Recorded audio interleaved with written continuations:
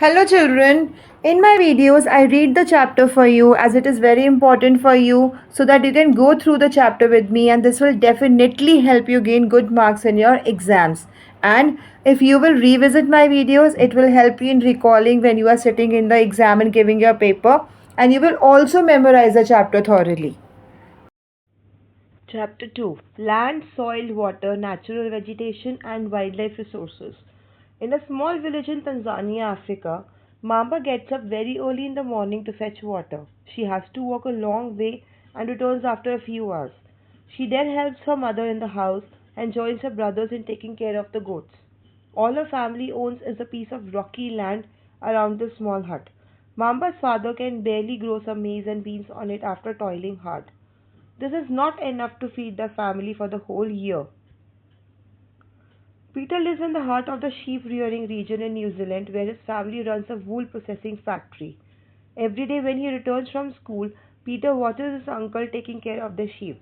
The sheep's yard is situated on a wide grassy plain with hills in the far distance. It is managed in a scientific way using the latest technology. Peter's family also grows vegetables through organic farming. Now, Mamba and Peter, they stay in two different parts of the world and lead very different lives.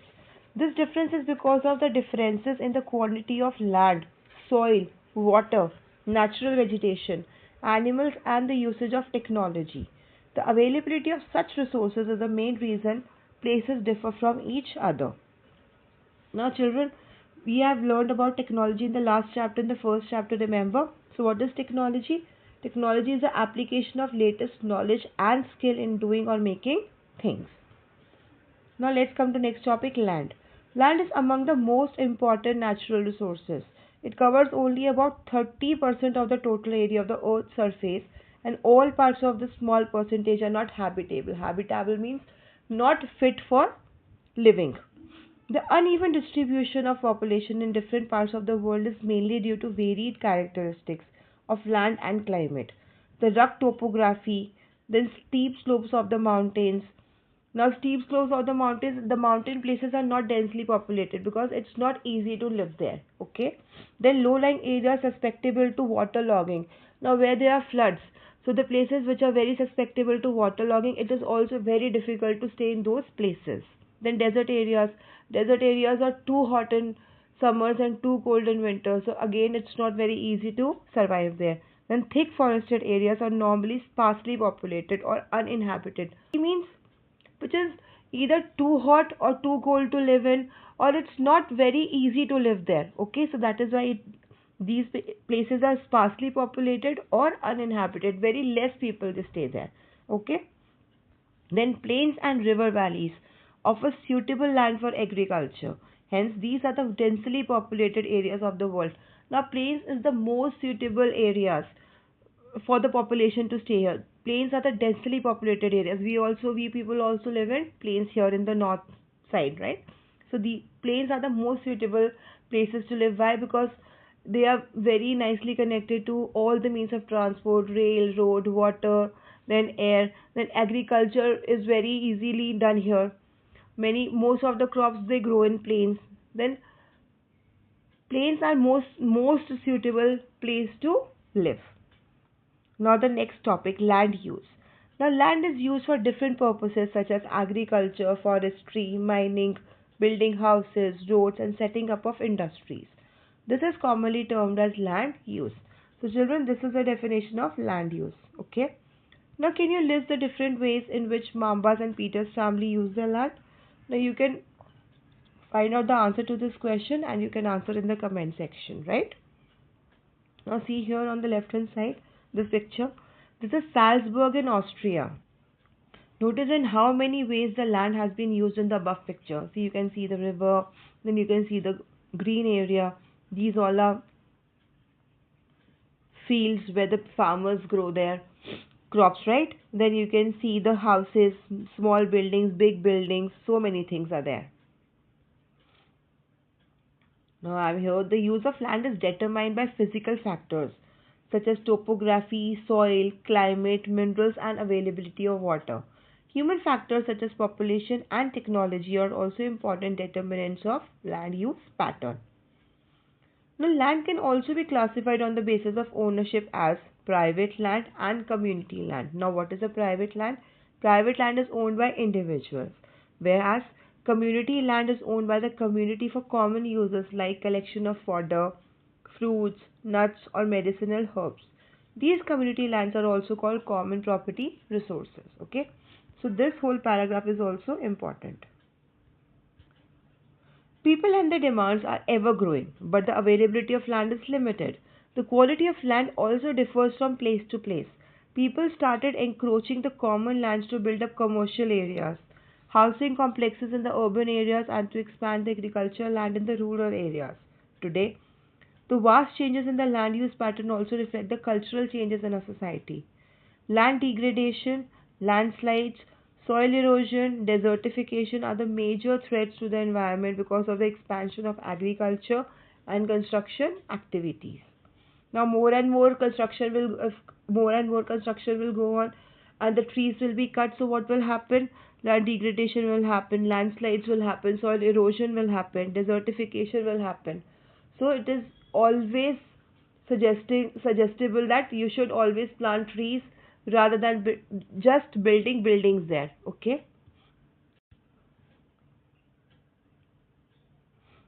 Now see this picture on the next page. Figure 2.2, change in land use of over time.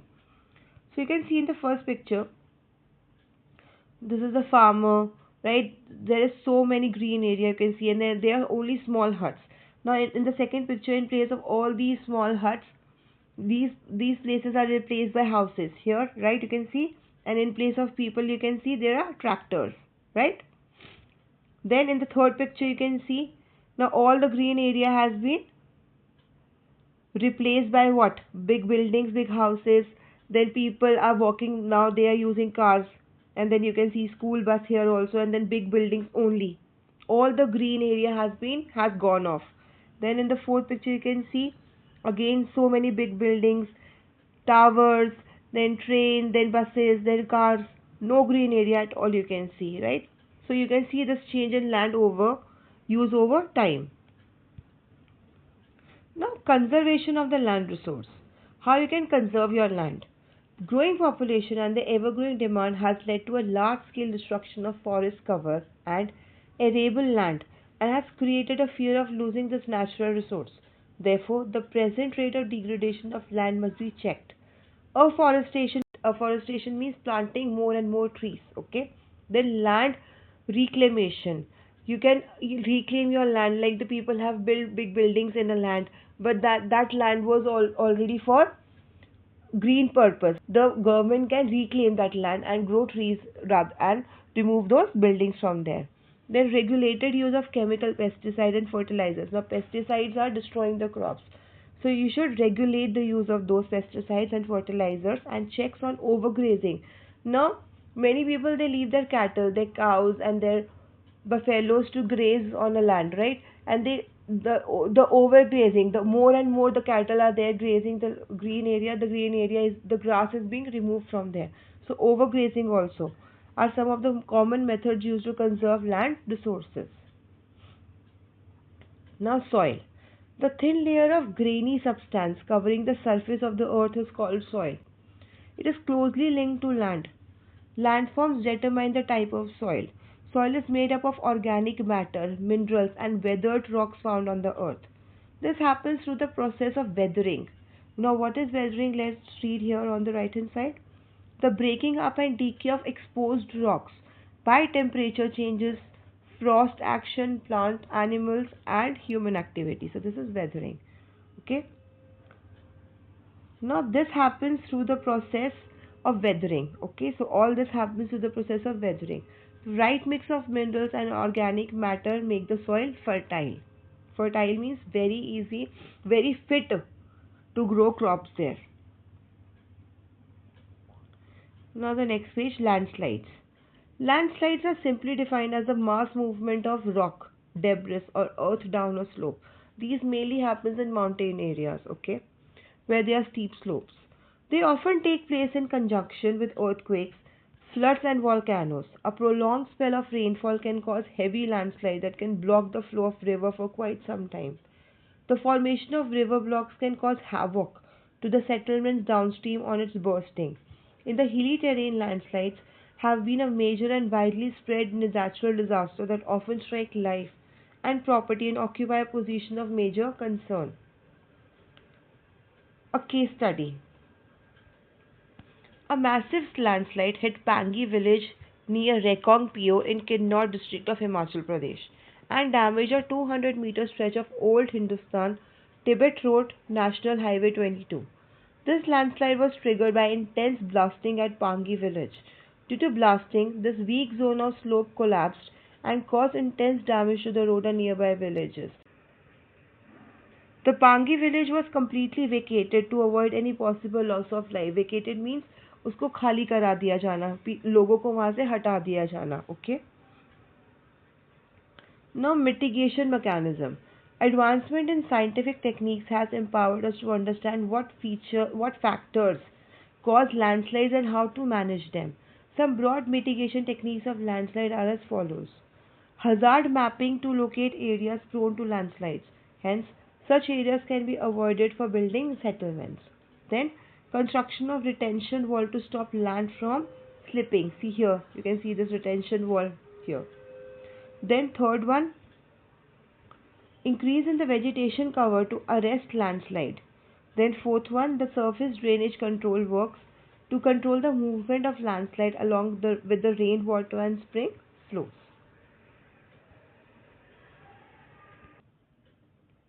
Now see this diagram. This is soil profile. This top thing. This is a topsoil with humus and vegetation. What we can see, right? Then this is the subsoil. The second one. Subsoil with sand, silt and clay. Then the third one is a weathered rock material. Then the fourth one, this is a parent rock. Okay. Now do you know box on the right hand side? It takes hundreds of years to make just 1 centimeter of soil. Factors of soil formation. The major factors of soil formation are the nature of the parent rock and climatic factors. Other factors are the topography, role of organic material and time taken for the composition of soil formation. All these differ from place to place. Now here we can see this, understand this by the diagram. Factors affecting soil formation. So here in the center this is the soil. Then this is the parent rock.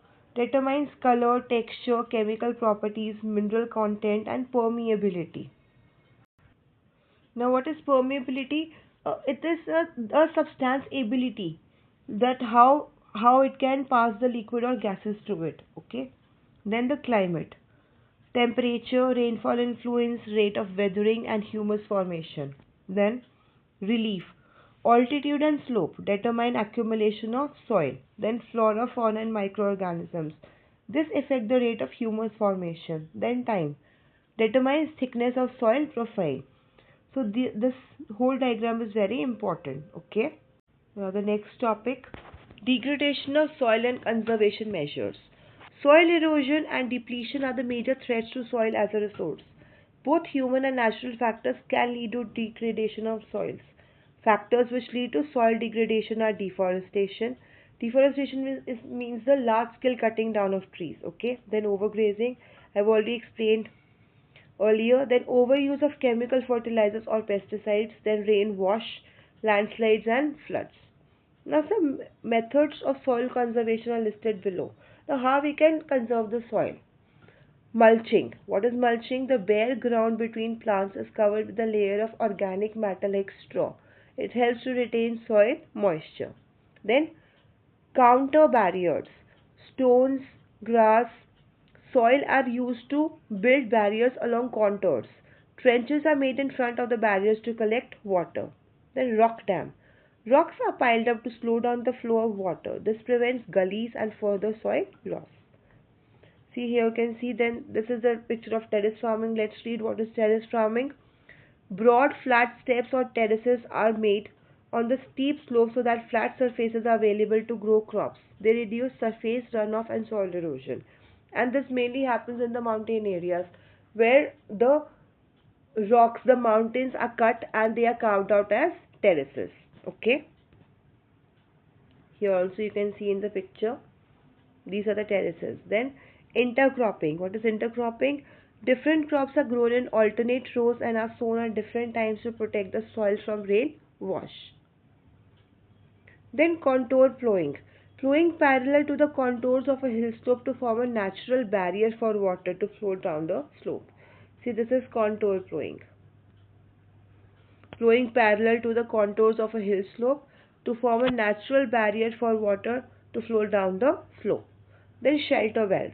In the coastal and dry regions, rows of trees are planted to check the wind movement to protect soil cover. Shelter bells. Okay. So all these are again very important. Now this is an activity. Take two trays A and B of the same size. Here you can see this is A and this is B. Make six holes at one end of these trays and then fill them with same amount of soil. Leave the soil in tray A bare while sow wheat or rice grains in tray B. When the grain in tray B has grown a few centimeters high, place both the trays in such a way that they are on a slope. Pour 1 mug of water from the same height into each tray, like they are pouring, right? Now collect the muddy water that trickles down the holes of both trays in two separate containers and compare how much soil is washed out of each tray. So in tray A, obviously in tray A more soil would have been washed away, and in soil B, because the plants are there, the soil must have been conserved and less soil has been washed away. Okay. Water. Water is a vital renewable natural resource. 3/4 of the earth's surface is covered with water. Now why the water is renewable resource? Because when the rainfall will come, again you will get the water. That is why it's a renewable natural resource. It is therefore appropriately called the water planet. It was in the primitive oceans that life began almost 3.5 billion years back. Even today the oceans cover two-thirds of the earth's surface and support a rich variety of plant and animal life. The ocean water is however saline, saline means salty, and not fit for human consumption. Fresh water accounts for only about 2.7%. So the fresh water from 100% is just 2.7%. Okay. Nearly 70% of this occurs as ice sheets and glaciers in Antarctica, Greenland, and mountain regions. Due to their location, they are inaccessible. Only 1% of fresh water is available and fit for human use. So out of this 2.7%, also only 1% water is fresh water and it is fit for human use. It is found as groundwater, as surface water in rivers and lakes, and as water vapor in the atmosphere. Fresh water is therefore the most precious substance on earth. Water can neither be added nor subtracted from the earth. Its total volume remains constant. Its abundance only seems to vary because it is in constant motion. Vary means differ. Cycling through the oceans, the air, the land, and back again through the processes of evaporation, precipitation, and runoff. This, as you already know, is referred to as the water cycle. So here I was talking about the water cycle. Now let's read this do you know box on the right hand side.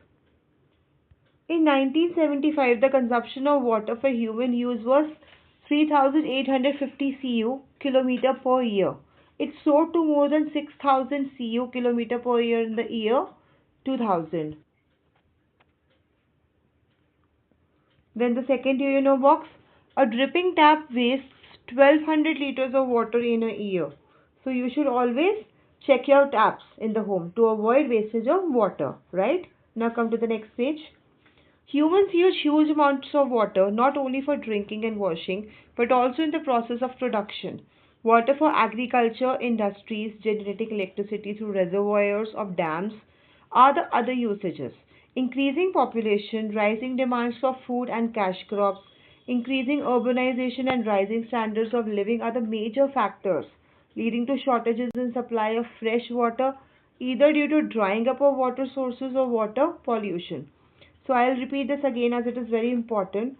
So water is used for agriculture, then in industries, generating electricity through reservoirs of dams, other usages. Now increasing population, these are the factors, okay, which lead to wastage of water.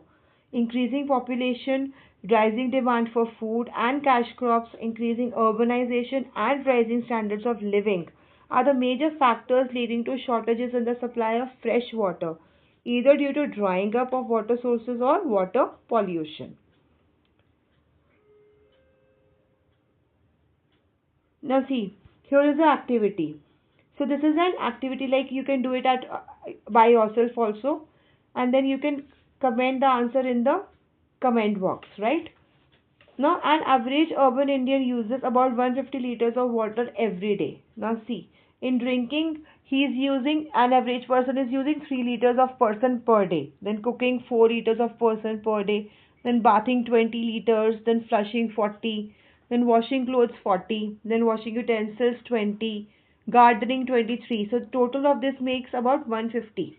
Okay. Now, they are asking you, can you suggest some ways to bring down this amount? Now you can answer this in the comment box and I would love to see your answers, right? Now next topic, problems of water availability. Now there is scarcity of water in many regions of the world.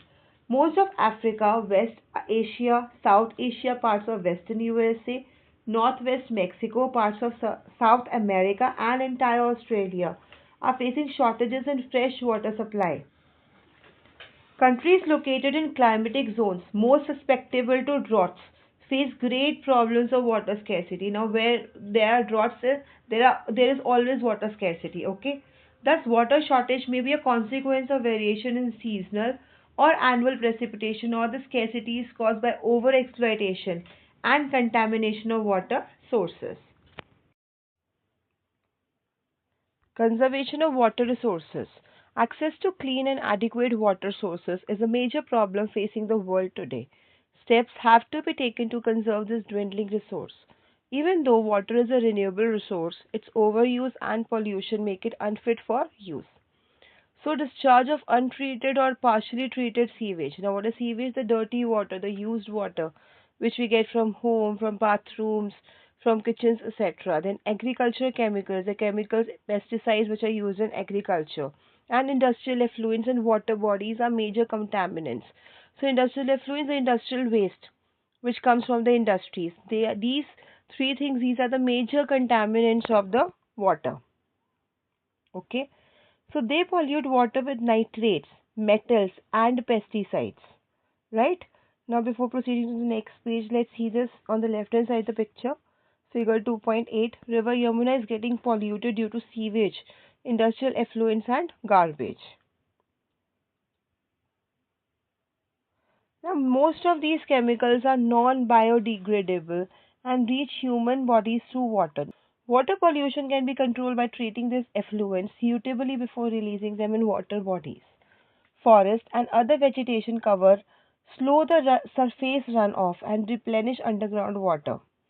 Water harvesting is another method to save surface runoff. The canals used for irrigating fields should be properly lined to minimize losses by water seepage.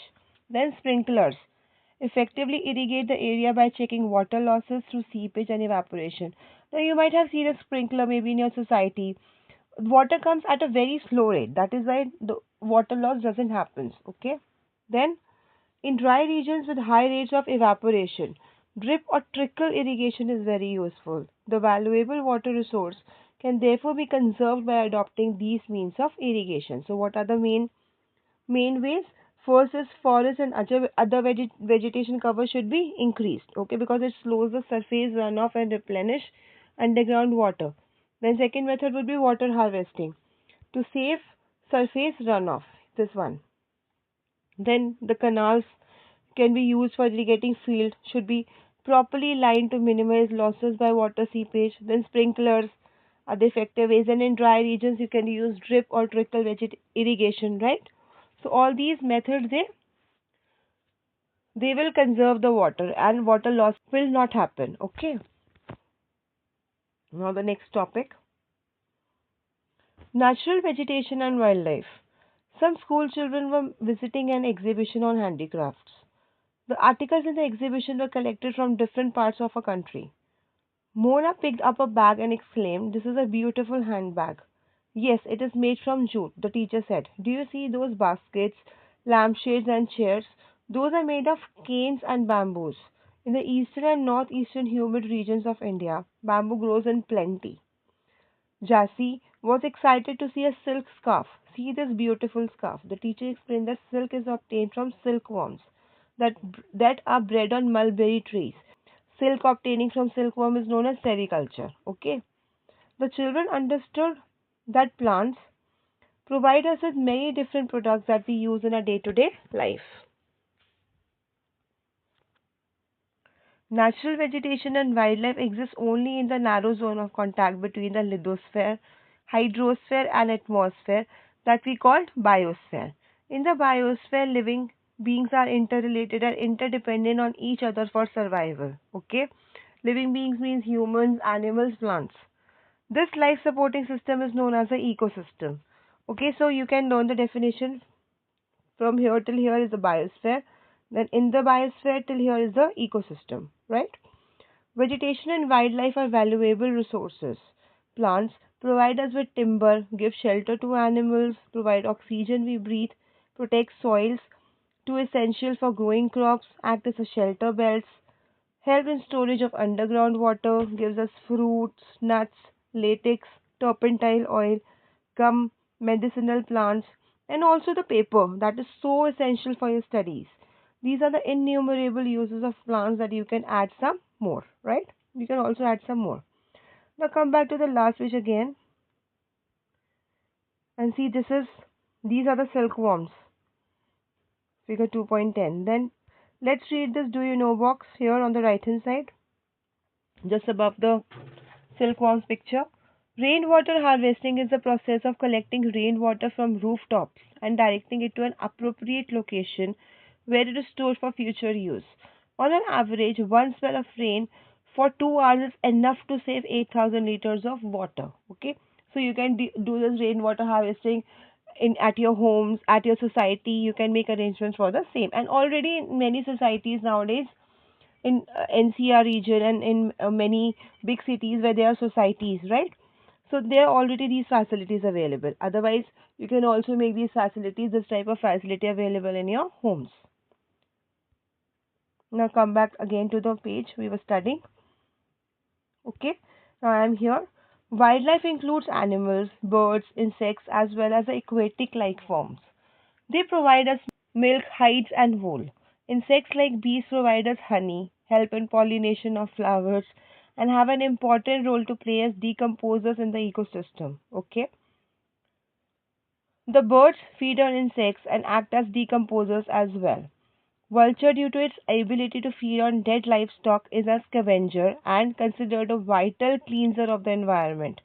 So, animals, big or small, all are integral to maintaining balance in the ecosystem. Like we can say that in wildlife or in jungles, nothing is wasted. Small insects are eaten by big animals, then big animals can be eaten by vultures, the scavengers. Okay, so nothing is wasted there. Everything is utilized in some way or the other. Okay, see here, figure 2.11. This is Brahma Kamal. This is a medicinal herb. Okay, then this bird, this is a blue kingfisher. Okay, here let's see this do you know box on the left hand side. Vultures in the Indian subcontinent were dying of kidney failure shortly after scavenging livestock treated with diclofenac, a painkiller that is similar to aspirin or ibuprofen. Efforts are on to ban the drug for livestock use and breed vultures in captivity. Now the next topic, distribution of natural vegetation. The growth of vegetation depends primarily on temperature and moisture. The major vegetation types of the world are grouped as forests, grasslands, scrubs, and tundra. Now, in areas of heavy rainfall, huge trees may thrive. The forests are thus associated with areas having abundant water supply. As the amount of moisture decreases, the size of trees and the density reduces. Short, stunned trees and grasses grow in the regions of moderate rainfall, forming the grasslands of the world. Thorny shrubs and scrubs grow in dry areas of low rainfall. So means desert areas, right? In such areas, plants have deep roots and leaves with thorny and waxy surface, reduce loss of moisture through transpiration. Tundra vegetation of cold polar regions comprise of mosses and lichens. Today, there are many more people in the world than they were 2 centuries back. To feed the growing numbers, large areas of forest have been cleared to grow crops. Forest cover all over the world is vanishing rapidly. There is an urgent need to conserve this valuable resource. Nowadays, forests are being cut off, and buildings and residential areas, so many things are being built there, right? That is why the forest cover is reducing, but it is very important to preserve it, right? Now, figure 2.14, a python in a forest. Then the next topic, conservation of natural vegetation and wildlife. Forests are our wealth. Plants give shelter to the animals and together they maintain the ecosystem. Changes of climate and human interferences can cause the loss of natural habitats for the plants and animals. Many species have become vulnerable or endangered, and some are on the verge of extinction. Deforestation means large scale cutting down of trees, then soil erosion, erosion of the soil, constructional activities, making of buildings, then roads, bridges, etc. Forest fires, tsunami, and landslides are some of the human and natural factors which accelerate the process of extinction of these resources. Accelerate means fasten the rate, okay? One of the major concerns is the poaching, which result in a sharp decline in the number of particular species. Now, what is poaching? Poaching is like, you can say, for example, tiger. I am just taking an example. Tiger skin is very expensive. So the tiger is being hunted and then it is being just killed just for the skin, because a person who will hunt that tiger, that person can will sell that the skin of the tiger at a very high price. Okay, so the tigers are being killed for the skin. So that is called poaching. The animals are poached for collection and illegal trade of hides, skins, nails, teeth, horns, as well as feathers. Some of these animals are tigers. See here, you can see the examples also: tiger, lion, elephant, deer, black buck, crocodile, rhinoceros, snow leopard, ostrich, and peacock. These can be conserved by increasing awareness. Now come back again to the last page and let's see this figure 2.15. This is a collage of a forest made by school students. Here you can see what all the tree provides. Here it is made. Oxygen, paper, furniture, many more things I can see, fruits, vegetable. Okay. Then figure 2.16, loss of rainforest in Great Nicobar after tsunami. Now come to the current page we were studying. I'm here. National parks, wildlife sanctuaries, biosphere reserves are made to protect the natural vegetation and wildlife. Conservation of creeks, lakes, and wetlands is necessary to save the precious resource from depletion. Now, there is a balance in the environment if the relative number of species is not disturbed. Human activities in several parts of the world have disturbed the natural habitats of many species. Due to indiscriminate killings, several birds and animals have either become extinct or are on the verge of extinction. Now come back again to the last page. Let's see this. See this figure 2.17. This is the black buck which also needs protection. Then this is the news of forest fire. Okay. See here. You can study this carefully. And this is the activity. Read the news item and found out how fire started in California. Could it be avoided? You can search these answers and let me know. Right? Then see no more. Let's study this. This is important. Forest fire is a threat to the entire region of fauna and flora. It occurs mainly due to three reasons. Number one, natural fire due to lightning, etc. Then two, fire due to heat generated in the litter due to carelessness of people. Then fire purposely created by local inhabitants, mischief makers, and miscreants, etc. Then some control measures.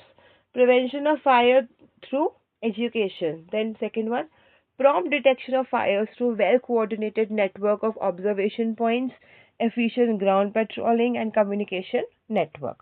So this through this we can control the fire. Now come back to the next page. I'm here. Awareness programs like social forestry and One Mahotsav should be encouraged at the regional and community level. School children should be encouraged to birdwatch and visit nature camps so that they appreciate the habitat of varied species. Many countries have passed laws against the trade as well as killing of birds and animals. In India, killing lions, tigers, deers, great Indian bustards, and peacocks is illegal. As international convention CITES has been established that lists several species of animals and birds in which trade is prohibited. Conservation of plants and animals is an ethical duty of every citizen. Right? Now let's read this glossary. National park. A natural area designated to protect the ecological integrity of one or more ecosystems for the present and the future generations. So this is the definition of national park, right? Then here we can see biosphere reserve, the definition of biosphere reserves. Series of protected areas linked through a global network intended to demonstrate the relationship between conservation and development. Now see, we just read about sites here. Here, let's read the full form of CITES. CITES, the Convention on International Trade in Endangered Species of Wild Fauna and Flora. This is the full form of CITES. This is an international agreement between governments. It aims to ensure that international trade in specimens of wild animals and plants does not threaten their survival. Roughly 5,000 species of animals and 28,000 species of plants are protected. Bears, dolphins, cacti, corals, orchids, and aloes are some examples. Now, here we come to the end of this chapter. Thank you.